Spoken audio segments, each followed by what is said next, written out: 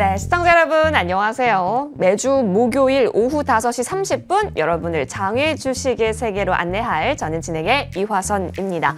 자, 오늘도 장외 주식 관련해서 여러 가지 이야기 좀 준비했습니다. 다양하게 배워보고 투자에 있어서 여러분 계속해서 그 수익 상한선 높이는 도전 이어가 보면 좋을 것 같습니다. 한국장외주식연구소 소용주 소장님 나와주셨네요. 인사드립니다. 소장님 안녕하십니까? 반갑습니다. 예, 우리 시청자분께도 인사 부탁드릴게요. 확연히 봄이 됐습니다. 장외주식 시장도 훈풍이 불어오고 있습니다. 이 IPO를 앞두고 있는 공모주들이 연속 따상을 가면서 그 형인 장외주식 시장도 살아나는 모습을 보이고 있습니다. 오늘도 저와 함께 장외주식 공부해 보겠습니다.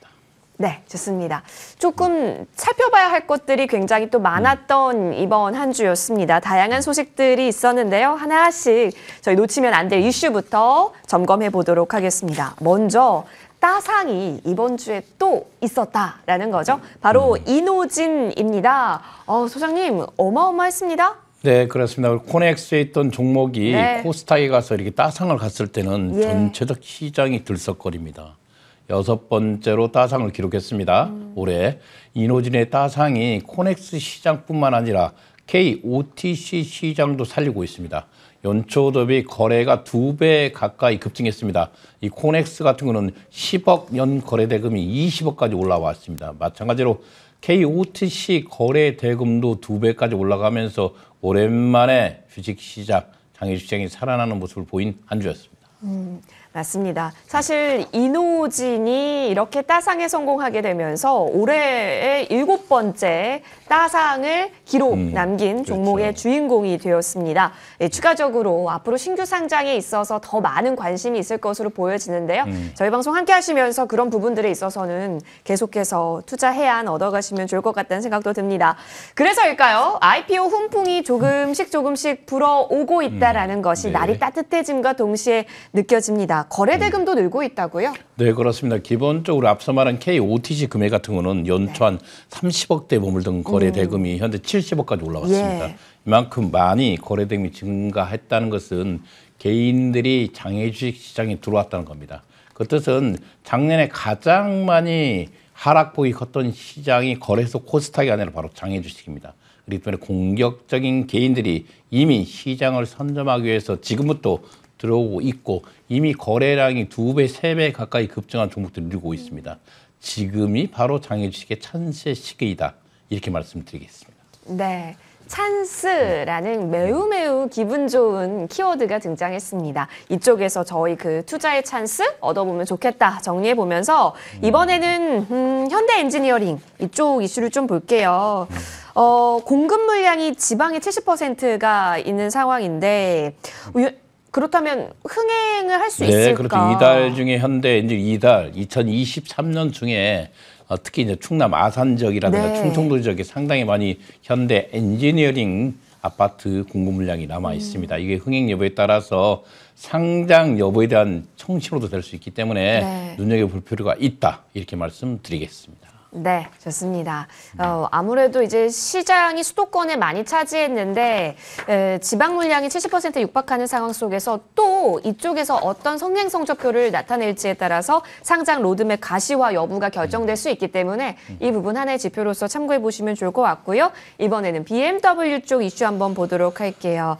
자, 자율주행에 있어서 연구는 꾸준히 진행이 되고 있다고 하는데요. 네, 그렇습니다. 이 BMW가 한국에서 번만큼 재투자를 하겠다고 했습니다. 현재까지 한 25조 원의 국내 기업에 투자를 했습니다. 작년 한 해만 하더라도 약 4조 5천억치의 구매 부품사, 한국자동차 부품사를 구매를 한 만큼 한국에서 번만큼은 반드시 BMW가 재투자를 하고 이 중에서 스타트 기업 서울 로보틱스에 직접적이고 공격적인 투자를 하고 있습니다. 이미 서울 로보틱스의 공장형 자율주행 시스템이 이 BMW 본사에 설치되면서 정말로 BMW는 한국에 정말로 재투자를 하고 한국의 스타트업 기업에 투자하는 모습을 보이고 있는 선행적인 기업이다. 이렇게 말씀드리겠습니다.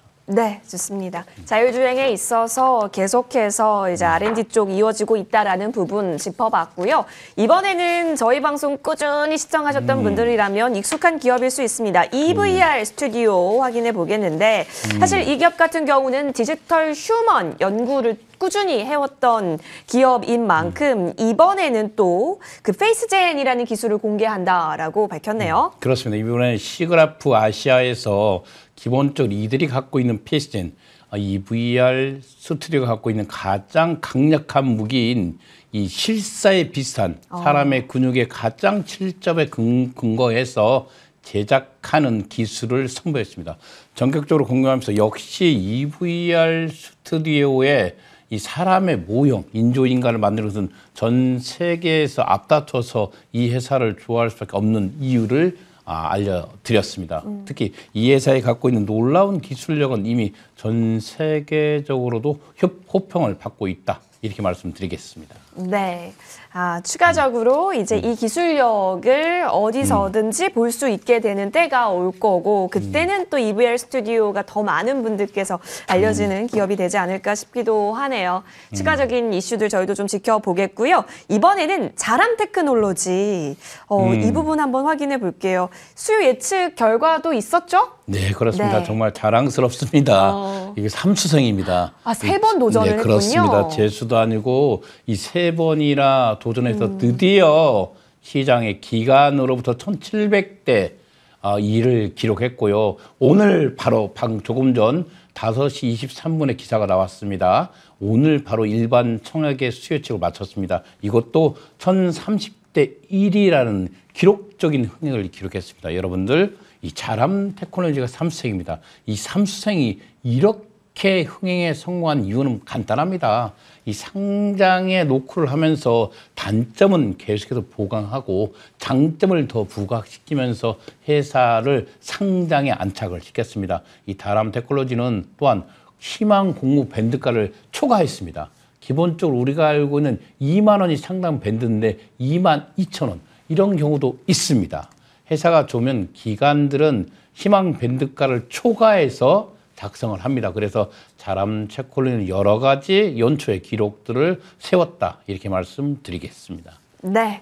자, 3번째 도전이다 보니까 그 어느 때보다 피나는 또 노력 끝에 도전하지 않았을까라는 생각도 듭니다. 공모가도 확정이 됐고 기간 수요 예측 결과도 나왔고 앞으로 시장에서의 반응만이 남은 상황인데요. 저희 응원하면서 지켜보도록 하겠습니다. 자, 이렇게 한 주간의 이슈 정리해봤고요. 그럼 바로 넘어가서 시세 체크해 보겠습니다. 소장님, 한 주 동안 어떤 흐름 보였을까요? 네, 큰 변동은 없었고 기본적으로 우리가 알고 있는 가상자산 시장의 매입이 가장 많았습니다. 지금 3천만 원대를 안착하면서 기본적으로 가상자산 거래소 시장이 그래도 일반 개인들에게 가장 근접해서 살 수 있는 주식이다. 이렇게 생각한 모양입니다. 알아보겠습니다. LG CNS 변동 없이 7만 500원을 지켰는데 실은 LG CNS가 다시 7만 원대를 진입을 했습니다. 매수세는 낮지만 LG CNS가 작년에도 상장에 도전을 하려고 했습니다. 기본적으로 LG CNS는 2021년도에 모건스탠리를 대표 주관사로 선정하면서 주관사 선정을 마무리하였고 또한 회사의 상장 TF팀을 구축을 했습니다. 그러나 작년에 시장의 상황이 여의치 않았습니다. 여의치 않았고 결정적으로 LG CNS가 상장을 가기 위해서는 이 기본적으로 비교 동종업종인 삼성 SDS 가격을 볼 필요가 있는데 상장이 좋지 않는 모습 보이면서 상장을 연기했는데 올해는 과연 상장할 것인가 관심이 많습니다. 네. 오늘 방송 하반기에 뒤에 가서 다시 한번 말씀드리겠습니다. 두나무가 이번 주에 소식이 하나 있었죠. 2025년도에 미국에 상장한다.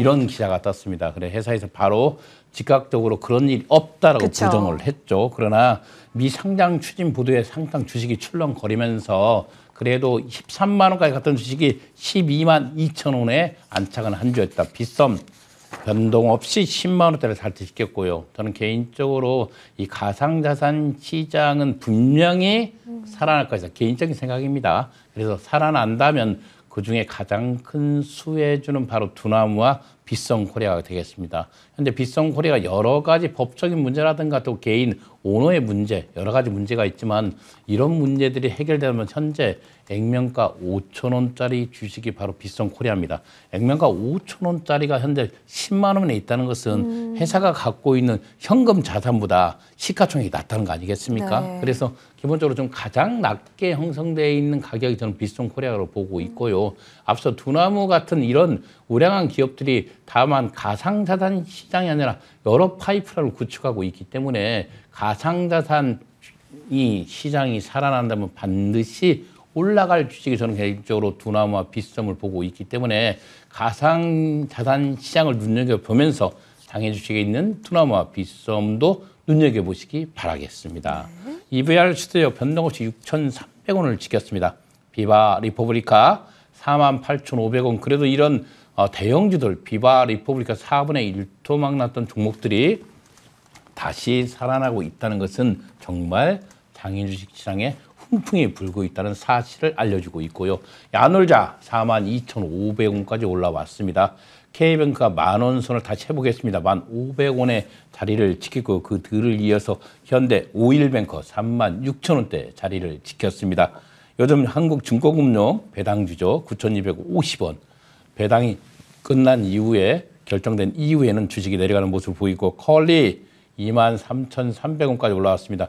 이 마켓컬리 정말 시장에 한때 10만 원이 넘어가던 종목인데 이 컬리의 흥행 여부는 앞서 말한 대로 기존에 있는 식품 시장이 아니라 새롭게 추가한 뷰티 시장이 이 시장의 앞날을 결정할 수가 있습니다. 다양한 파이프라인 중에 특히 이 뷰티에 관심을 보이고 있고 회사에서도 뷰티 시장을 상당히 키우고 있습니다. 네. 식품 배송에서는 누구도 따라할 수 없는 독보적 1위를 기록하고 있고 이외에 다른 파이프라인 중에서 이 뷰티 시장이 살아난다면 내년에 다시 상장에 재도전할 수 있는 회사이기 때문에 마켓컬리도 늘 여러분들 관심 종목으로 담아두시기 바라겠습니다. 오아시스 정말 무섭죠. 상장이 철회되면서 10,000원 가까이 밀렸습니다. 16,000원까지 왔습니다. 이만큼 이 장애 주식은 상장이 철회되는 순간 생명을 잃습니다. 그러나 오아시스 또한 마찬가지로 기본적으로 내년에 재상장할 수 있는 종목입니다. 다만 오아시스가 시장의 파일을 키우기 위해서 공격적인 마케팅이 필요하다 이런 말씀을 드리겠지만 현재 오아시스는 계속해서 밀리는 모습 보이고 있는 게 사실이기 때문에 보수적 관점 부탁드리겠습니다. 바디프렌드 정말 많이 밀렸습니다. 요즘 가장 많이 2023년도에 들어서 떨어진 종목이 바로 이 바디프렌드입니다. 바디프렌드 한때 17,000원 갔던 종목이 현재 3,000원까지 밀렸습니다. 얼마 전에 자사주 편입을 7,000원에 하지 않았습니까? 예. 이게 불과 한 달 반 전의 일입니다. 이 자사주 편입 이후에 주가가 3,000원까지 밀린다는 것은 그만큼 매수보다 매도 물량이 많다는 거 아니겠습니까? 회사의 가치보다 주가는 너무 많이 저평가되어 있기 때문에 정말 공격적인 투자자라면 이 바디프렌드 한번 공부해 보시기 바라겠습니다. 큐라티스 야금야금 8,000원까지 진입했습니다. 큐라티스가 우리 사주로 편입된 단가가 12,500원 아직도 멀었습니다. 큐라티스는 충분히 상장할 수 있는 여력을 갖고 있는 회사이기 때문에 여러분들 눈여겨보시기 바라겠습니다. 네, 확실히 이렇게 시세를 보니까 한때 정말 혹한기였던 그 시절을 벗어나서 조금씩 동이 트는 것을 느껴지는 그런 부분들도 많이 보였습니다. 지금이 여전히 또 기회인 기업들도 많다 보니까 체크포인트 이어가면 좋을 것 같고요. 소장님 좀 정리를 해보면 그래도 훈풍이 좀 불고 있다라는 점에 있어서는 굉장히 긍정적이다 이렇게 평가할 수 있겠네요. 네, 그렇습니다. 아무튼 소형주 중심으로 공모주가 살아나고 있다. 네. 공모주가 살아난다는 것은 장애 주식이 살아난다. 이렇게 보시면 될 것 같습니다. 맞습니다. 소형주 쪽에 있어서도 훈풍이 좀 많이 불고 있고 이것이 또 장애 주식에게 있어서는 호재이기 때문에요. 계속해서 기회의 눈으로 이 시장 바라보도록 하겠고요. 그렇다면 기회를 나만 못 잡긴 좀 소외될 수 있으니 저희 계속해서 공부해봐야겠죠. Q&A 시간으로 함께하겠습니다.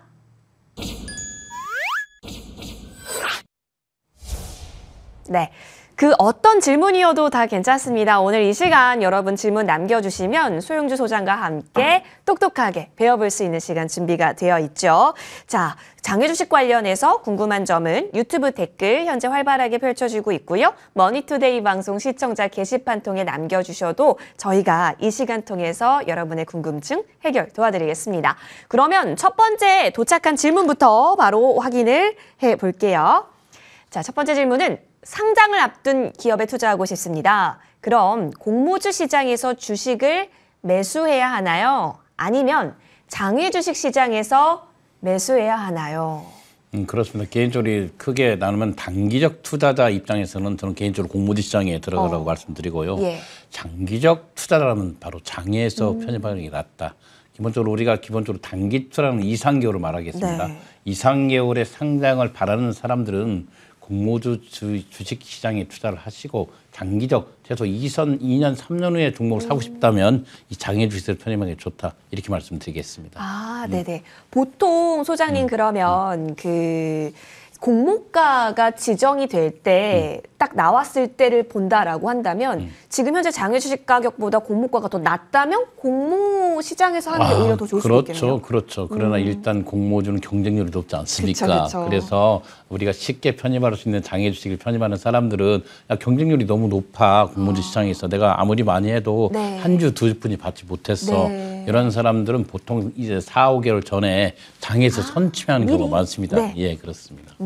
그렇기 때문에 상장 일정 같은 거 알고 네. 있으시다면 현명한 판단 내리실 수 있겠다는 네, 생각도 그렇습니다. 듭니다. 네. 첫 번째 질문 좀 이어가 봤고요. 두 번째 질문 넘어갑니다.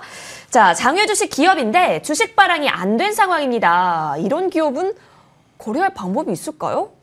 그렇습니다. 이럴 때는 주권 발행이 안 되기 때문에 부동산 거래처럼 네. 직접 만나서 거래를 하거나 또는 당사자가 지방에 있다면 우편거래를 통해서 등기우편을 통해서 우리가 기본적으로 명의를 이전해서 네. 거래를 할 수가 있다. 이렇게 말씀드리겠습니다. 아, 그렇군요. 네. 그렇죠. 조금 좀 절차가 번거로워질 수는 있지만 그래도 가능은 할 수 있다. 이렇게 정리해 볼게요. 다음 질문 넘어갑니다. 장외 주식은 장기 투자를 해야 성공한다던데요. 그럼 장기 투자 기간, 그러니까 사람마다 장기를 바라보는 게 좀 다르긴 한데 소장님께서는 어느 정도로 보실까요? 저는 통상적으로 회사가 설립되고 난 이후에 이제 주관사를 선정하지 않습니까? 네. 보통 주관사는 상장한 2~3년 전에 선정을 합니다. 그 시점을 저는 보기 때문에 장기 투자라면 최소한 2년에서 3년을 단기 투자의 기간으로 보고 있습니다. 이렇게 해야만이 장기 주식에서는 가장 큰 성공률을 네. 기록할 수 있다. 그래서 저는 개인적으로 장외 주식은 저축이다 이렇게 말씀드리겠습니다. 그래서 장외 주식을 진정으로 하신 분들은 고수들은 최소 2~3년을 기다리고 있다가 수익을 본다 이렇게 말씀드리겠습니다. 정말 어떻게 보면 여유 있게 또 느긋하게 수익을 향해서 그 시간을 투자할 수 있는 부분이 아닐까 싶네요. 2~3년이라는 구체적인 기간 명시해 주셨고요. 이어서 다음 질문 살펴봅니다. 네, 가족 간의 장외 주식 거래도 플랫폼을 통해서 하는 게 나을까요? 어떻게 보세요? 아닙니다. 뭐 가족까지 하는데 굳이요 뭐 플랫폼까지 동원하겠습니까? 말 그대로 가족 간에는 그 계약서를 작성하고 네. 현재적 가격을 명시한 상태에서 신고를 하면 세금을 내는 게 아니겠습니까? 그래서 플랫폼을 거래를 한다는 것은 일반 수수료만 나갈 수 있기 때문에 여러분들 잘 아시는 분들은 상호 간의 거래를 네. 통해서 하는 것이 가장 좋다. 또 가족 간의 거래이기 때문에 얼마나 안전하겠습니까? 네. 그래서 굳이요 플랫폼을 거래하지 않아도 된다. 이렇게 말씀드리겠습니다. 네. 혹시 모를 수수료도 예. 있기 때문에 예, 그 이슈를 맞습니다. 배제하기 예, 예. 위해서는 또 다른 예. 방법 한번 찾아보시는 것도 도움 될 것 같습니다. 다음 질문 넘어갈게요. 아까도 저희 이노진 말씀드렸었는데 네. 요즘 진짜 대형주보다는 소형주 쪽에 있어서 IPO가 더 성공률이 좋습니다. 그 이유를 어디서 찾으실까요? 기본적으로 우리가 대형주는 공모가 자체가 비쌉니다. 네. 그렇죠. 우리가 2만 원, 3만 원 그런데 얼마 전에 상장된 이노지는 공모가 3천 원이었습니다. 어떻게 보면 가격이 저평가돼 있는 상태에서도 네. 안정적인 수익 구조를 가지고 있습니다. 이 소형주들이. 그래서 개인적으로 저는 요즘 이제 소형주의 돌풍은 그렇습니다. 정말 확실하게 돈을 버는 소형주들은 공모주 시장에서 대박이 난다는 것을 요즘 연속 증명해주고 있기 때문에 실적이 우수한 소형주 중심으로 일반 개인들이 많이 유입되는 현상이다. 이렇게 보면 될 것 같습니다. 네, 좋습니다. 자, 그러면 조금 더 바로 이어가서 다음 질문 보겠는데요. 비슷합니다. 왜냐하면 이노진이 코넥스에서 코스닥으로 가서 그렇죠. 또 네. 좋은 결과를 냈기 네, 때문에 네. 코넥스 시장에 대한 관심도 좀 많이 커졌습니다. 근데 그 차이를 보자면 어떻게 봐야 될까요? 그럼 기본적으로는 제도권이냐 비제도권이냐 이렇게 말씀드리겠습니다. 이 네. 코넥스는 제도권 시장입니다. 아, 국가에서 인정하고 국가에서 거래를 하는 이 제도권 시장의 주식이 바로 코넥스고요. 비제도권 시장은 바로 장외시장 아니겠습니까? 요즘 코넥스 시장이 핫합니다. 기본적으로 이노진이 코넥스에서 이 코스닥에 가서 성공한 기업이기 때문에 코넥스의 제2의 이노지를 찾기 위해서 노력하고 연초 대비해서 현재 거래 대금 자체가 2배 가까이 늘었습니다. 그래서 코넥스가 한때는 이 장외 주식 시장의 대표적인 주자였습니다. KOTC가 나오기 전까지 그 KOTC와 코넥스를 헷갈리는 분이 있는데 네. 기본적으로 KOTC는 장외 주식 거래 시장이고 이 코넥스는 어떻게 보면 상장된 회사의 형태로서 거래가 이루어지는 시장이다. 그래서 기본적으로 이 코넥스에 들어가서 이 코스닥에 갈 때 여러 가지 혜택이 주어지기 때문에 코넥스를 거쳐서 코스닥에 상장되는 경우가 있습니다. 그 대표적인 사례가 2023년 이노진이라고 말씀드리겠습니다. 네. 차이에 대해서 좀 배워봤고요. 요즘 좀 많이 듣는 질문이실 것 같기도 하네요. 네. 네, 이렇게 Q&A 시간 정리해봤습니다. 여러분, 이제부터는 조금 더 디테일하게 이야기 나눌 수 있는 강의 시간 준비했거든요. 잠시만 기다려주세요.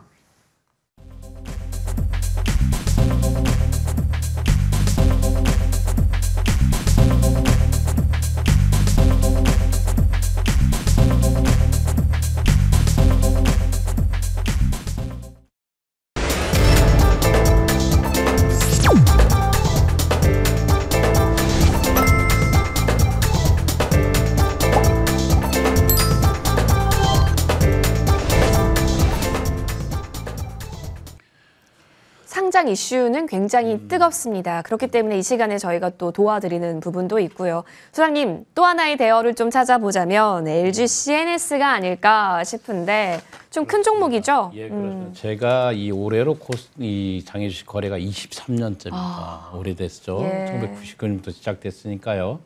오늘 23년 동안 장외 주식에 있는 종목이 있습니다. 이 바로 LG CNS입니다. 옛날에는 LG EDPS라고 했죠. LG CNS가 SI 업체로서는 대한민국의 넘버2입니다. 기본적으로 1위 기업이던 삼성 SDS는 여러 경로를 통해서 상장을 이뤘습니다. 거의 10년 전에 상장을 이뤘고요. 그 뒤를 이어서 바로 LG CNS가 23년 동안 이 장외 주식에 남아 있는데 이 회사도 2021년도에 상장의 TF팀을 구축을 했고 모건 스탠리 또는 뱅크 오브 코리아 아메리칸이라든가 또는 KB증권을 대표 주관사로 선정을 했습니다. 미래에셋증권 또는 신한투자증권, 대신증권, JP 모간까지 선정을 하면서 2021년도에 상장을 노렸지만 상장되지 못했습니다. 기본적으로 이 증시 침체 영향으로서 2022년도를 넘어서 2023년도로 넘어온 대한민국의 장외주 시장의 가장 큰 대우주다 이렇게 말씀드리고요.